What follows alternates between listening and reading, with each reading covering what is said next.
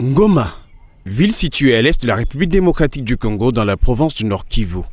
Alors que l'insécurité va grandissante dans la région, des milliers de personnes fuient les affrontements entre le M23 et l'armée. Des femmes qui ont fait le déplacement en RDC sont attaquées dans des camps de réfugiés. Elles sont victimes des abus et violences sexuelles. Ici dans ce camp de Sabindu, elles sont des centaines de femmes déplacées qui souffrent au quotidien et les raisons sont multiples.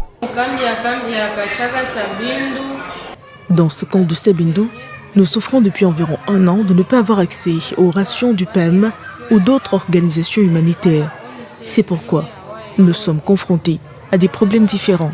Les femmes sont victimes d'abus et de violences sexuelles. Certains ont rencontré leur bourreau alors qu'ils quittaient les champs où ils faisaient différents boulots pour trouver quelque chose à manger et d'autres pour chercher du bois de chauffage. Dans ce camp de Sabindu Ngoma, les femmes frôlent le pire face aux différents abus auxquels elles sont exposées, comme le fait savoir cette dame, habitante de la localité. Nos sœurs déplacées sont victimes de viols en raison du manque d'abri dû au manque de déplacement. En voici d'autres qui ont souffert de maladies, de grossesses non désirées et d'autres. Notre seul défenseur est Dieu le Père parce que nous avons déjà dénoncé. Mais personne ne vient à notre secours. Seul Dieu mettra fin à cette guerre.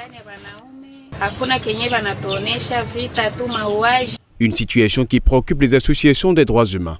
Avocat des droits de l'homme, Bonheur Milengue travaille dessus. Selon nos organisations, mais aussi au gouvernement, de prendre ses charges, ses responsabilités par rapport à ces cas de violation des droits humains qui se fait du jour au jour.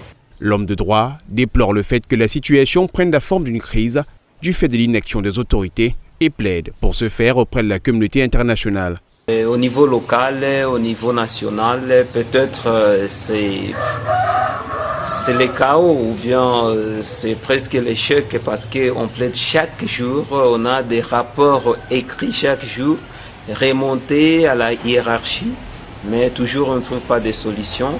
Alors nous comptons sur la communauté internationale et nous leur demandons de nous aider vraiment à voir nos rapports, à être en contact avec nous pour qu'ils puissent venir en aide à ces gens qui sont en détresse et dans des situations vraiment inhumaines. Le Bureau de la coordination des affaires humanitaires de l'ONU révèle qu'entre le 1er et le 3 janvier 2025, d'intenses affrontements entre l'armée congolaise et un groupe non étatique à Masisi Centre, dans la province du Nord Kivu, ont déplacé environ 120 000 personnes selon les informations